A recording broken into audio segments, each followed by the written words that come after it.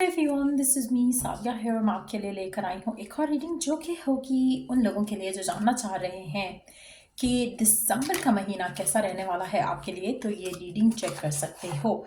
इस रीडिंग में हम डेफिनेटली सारे एलिमेंट्स के ऊपर बात करेंगे, love life, career, work life, home life.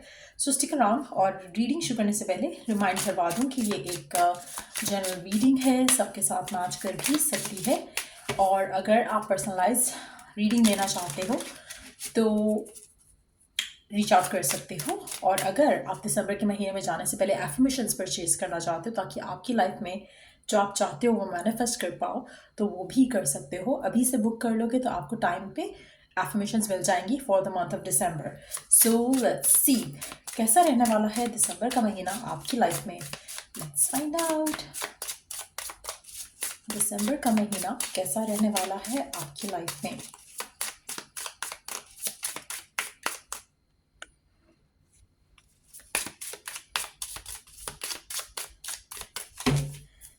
Let's begin.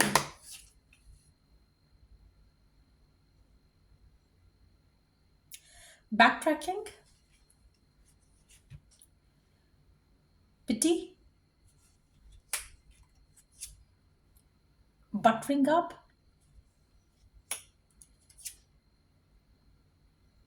flexing.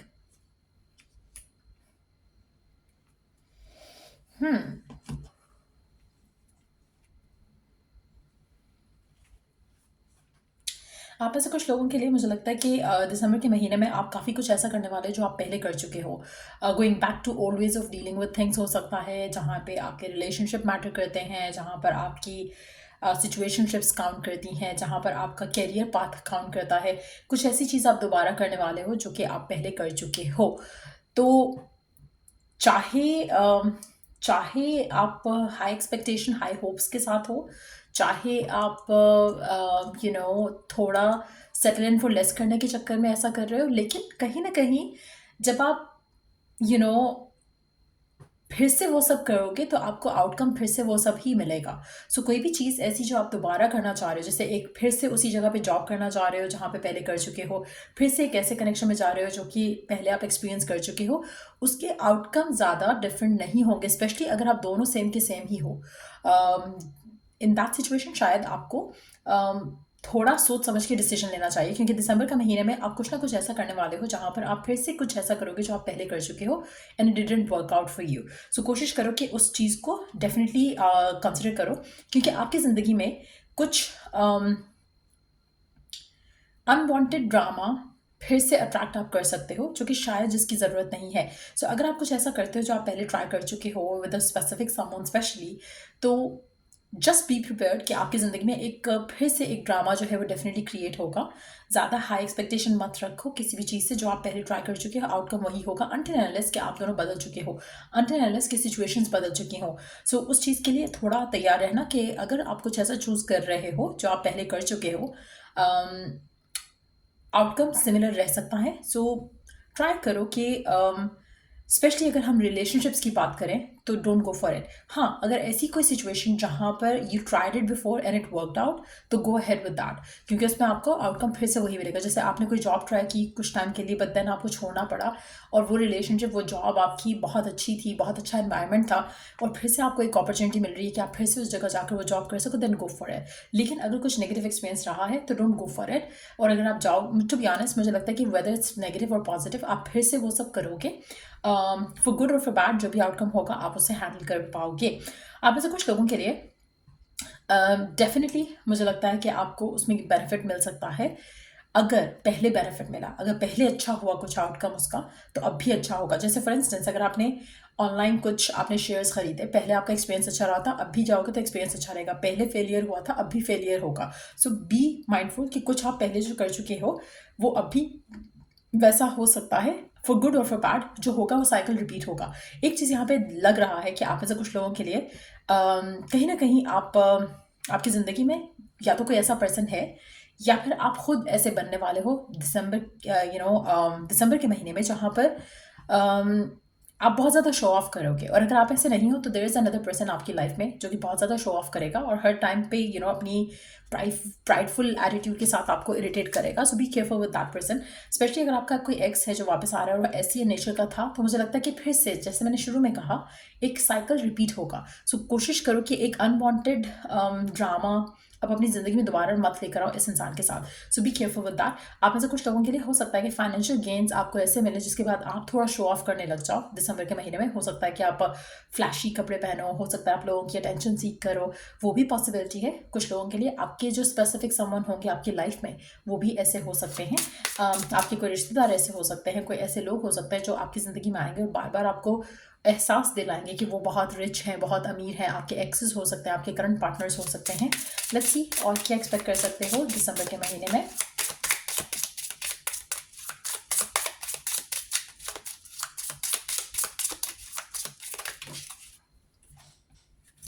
Kindness, live with compassion, open your heart to all life forms, be an angel with hands. कोशिश करो कि दिसंबर के महीने में ज़्यादा से ज़्यादा काइंड रहो टूवर्ड्स जो भी आपके आसपास लोग हैं, उनको भी लेकर, अपने आप को भी लेकर, अपने आप के साथ भी कंपैशनेट रहो. और कोशिश करो कि चैरिटी डोनेशन देते रहो. चैरिटी डोनेशन जितना ज़्यादा दोगे उतना ज़्यादा आपके लिए अच्छा रहेगा. छोटा अमाउंट, एक सिक्का भी कभी कभी बहुत आपकी ब्लॉकेजेस खोल सकता है. आपके माइंड में शायद अंदाज़ा आपको नहीं होगा, लेकिन ऐसा वर्क कर जाता है कि आप खुद हैरान हो जाओगे. सो ट्राई करो कि जो डोनेशन चैरिटी जो एक है वो अपना डेफिनेटली रखो दिसंबर के महीने में, ताकि आपकी ज़िंदगी में ब्लेसिंग्स आप अट्रैक्ट कर सको. कोशिश करो कि सारी आपके होने से, आपकी प्रेजेंस से किसी न किसी का भला या फ़ायदा ज़रूर हो दिसंबर के महीने में. लेट्स सी और क्या एक्सपेक्ट कर सकते हो आप दिसंबर के महीने में.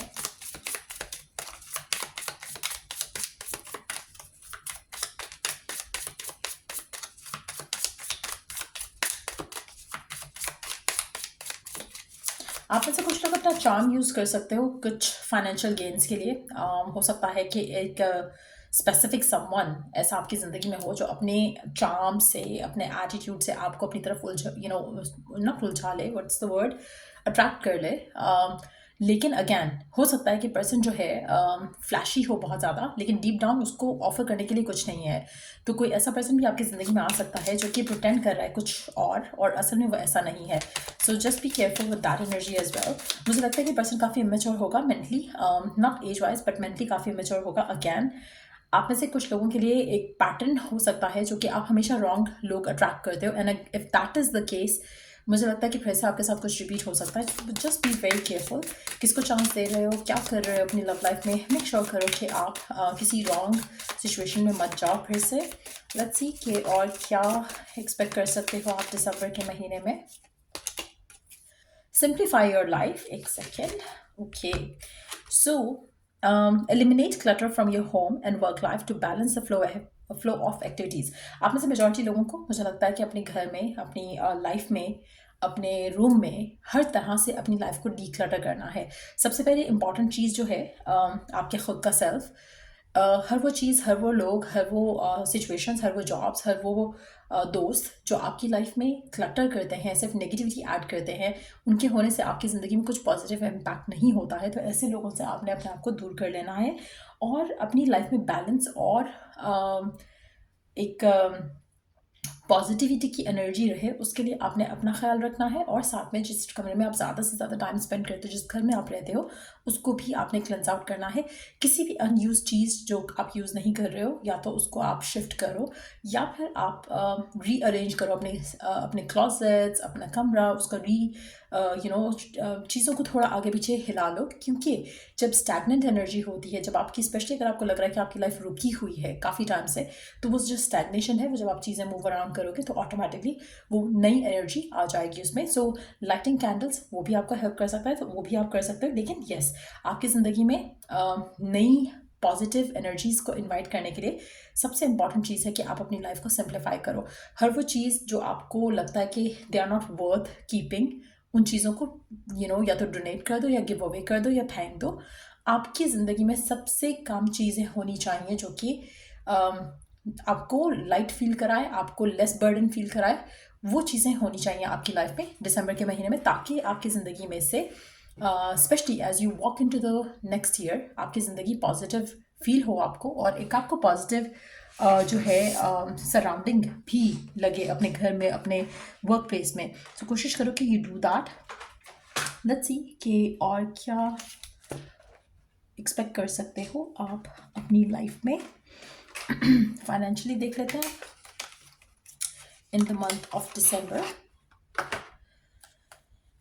क्या एक्सपेक्ट कर सकते हो।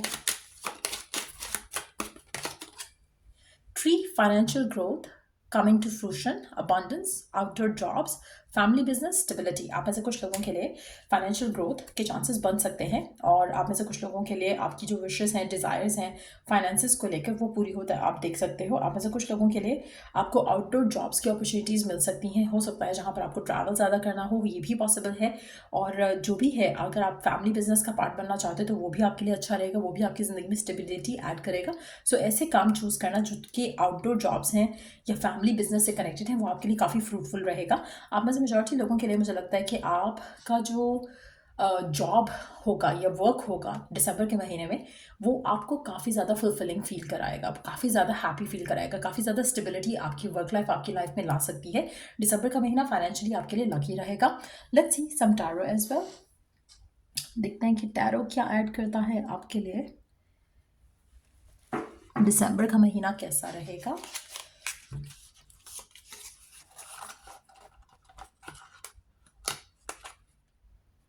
सेकंड, दिसंबर का महीना कैसा रहेगा आपके लिए।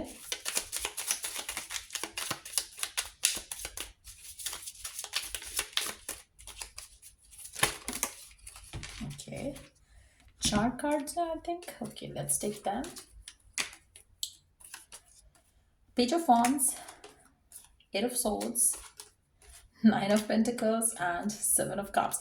आपकी ज़िंदगी में फिर से मैसेज सेम है कि कुछ ऐसी एनर्जी आ रही है आपकी तरफ जो कि अगर आप चाहो तो आप उससे अपने आप को सेट फ्री कर सकते हो, उसकी टेंशन लिए बगैर अपने आप को ब्रेक फ्री कर सकते हो। बट कोशिश करो कि जो भी है आप वो चूज़ करो जिससे आपको खुशी मिल रही है, क्योंकि आपकी तरफ कोई एक्शन ज़रूर ले रहा है दिसंबर के महीने में।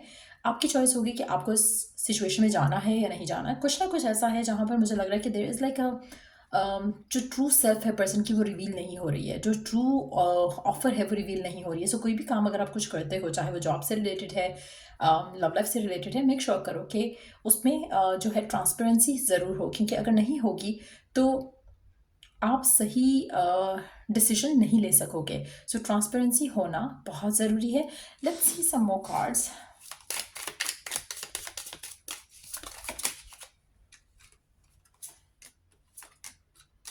आप में से मेजॉरिटी लोगों के लिए टू बी ऑनेस्ट आप कुछ टॉक्सिक कनेक्शन से अपने आप को दूर कर लोगे, और इवन दो आपको आगे दिख नहीं रहा है कि क्या होगा क्या नहीं होगा, लेकिन स्टिल आप कोई भी ऐसा सिचुएशन अगर आपकी ज़िंदगी में आती है जो कोई ऑफर लेकर आता है आपकी तरफ, मुझे लगता है कि आपको उसके बारे में सोच के ही सर दर्द होना शुरू हो जाएगा। आपको उसको सोचकर ही आपके दिल करेगा कि नहीं, enough is enough, I don't want to deal with this person. So कोई पास का पर्सन वापस आ सकता है, लेकिन अगर पास का पर्सन वापस आता है तो चांसेस यही हैं कि आप शायद इस कनेक्शन में इस इंसान के साथ नहीं जाओगे, क्योंकि आपको अब अपने आप को प्रायोरिटाइज करना है। आपकी प्रायोरिटी ये है कि आप खुश रहो, हैप्पी रहो, सेटिस्फाइड रहो, फैमिली के साथ खुश रहो, फ्रेंड्स के साथ खुश रहो, अपने साथ खुश रहो। तो आप उस किसी भी सिचुएशन में नहीं जाओगे जहाँ पर आपको लग रहा है कि कुछ भी नेगेटिव है, कुछ भी ऐसा है जो कि जो दिख रहा है वैसा नहीं है, आप उसमें नहीं जाना चाहोगे। सो मेजॉरिटी लोगों के लिए मुझे लगता है कि कोई इमेच्योर किस्म का इंसान आपकी ज़िंदगी का हिस्सा बनेगा दिसंबर के महीने में। लेकिन गुड न्यूज़ ये है कि आप उस सिचुएशन को चांस नहीं देना चाहोगे। आप में से मेजॉरिटी लोगों के लिए मुझे लगता है कि ये जो भी पर्सन होगा काफ़ी इमेच्योर होगा, काफ़ी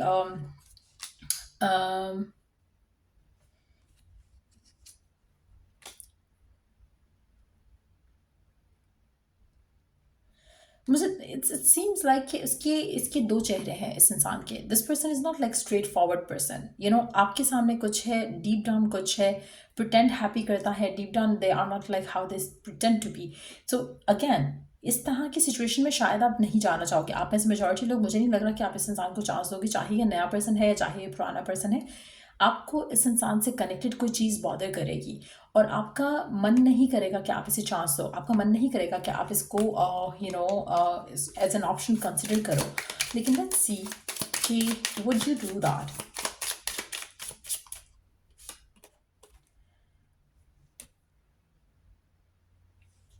How and why?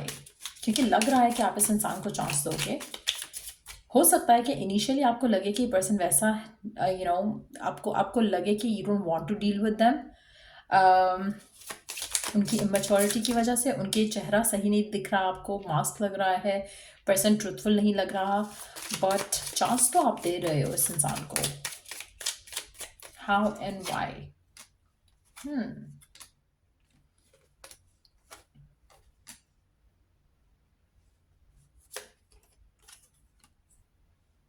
आप में से कुछ लोगों के लिए हो सकता है कि जब ये पर्सन अप्रोच करे आपको तो ये आपसे कमिटमेंट, मैरिज की बात नहीं करे, और उसकी वजह से आप इसे टाटा बाय बाय करोगे, आप कहोगे कि नहीं, I don't want to deal with it.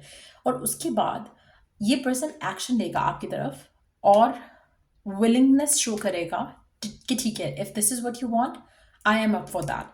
तो there will be some time जिसमें आपसे इस इंसान की बात नहीं होगी and you would feel like ये पर्सन चला गया, क्योंकि आपने उसे मना किया एंड ये पर्सन अब नहीं आएगा, अब सिचुएशन ख़त्म हो गया है। But then this person is gonna come back उस ऑफर के साथ जो आपको चाहिए। सो दैट्स वाई आप इस इंसान को चांस दोगे। सो अगैन, जैसे मैंने शुरू में एक बात कही थी कि अगर कोई पास्ट का पर्सन वापस आता है या कोई भी पर्सन आता है पास्ट की स्टोरी रिपीट करने के लिए, तो it's not worth giving that same repeating the same cycle. अगर ये पर्सन आपके पास आता है और आपको लग रहा है कि अननेसेसरी ड्रामा अट्रैक्ट हो रहा है लाइफ में, आप इसको अल्टीमेटम दोगे, आप इसको क्लैरिटी से बात करोगे। अगर ये पर्सन को समझ आता है और ये आपके पास आता है, आप इसे चांस दोगे, आप अदरवाइज इसे चांस नहीं दोगे। सो मेजॉरिटी लोगों के लिए मुझे लगता है कि इस पर्सन को समझ आएगा और ये आपकी तरफ सॉलिड एक्शन लेता हुआ आपकी तरफ आएगा और आप इसे हैप्पीली चांस दोगे, क्योंकि आपके लिए 9 ऑफ कप्स का कार्ड आया है, विच मीन्स कि आपको जो चाहिए था आप वो मैनिफेस्ट कर पाओगे, आपको वो मिल जाएगा। सो ये रीडिंग आप लोगों की, अगर आपको हेल्प मिला हो, गाइडेंस मिली हो, तो लाइक शेयर सब्सक्राइब जरूर करो। चल I do the next read. Take care, bye.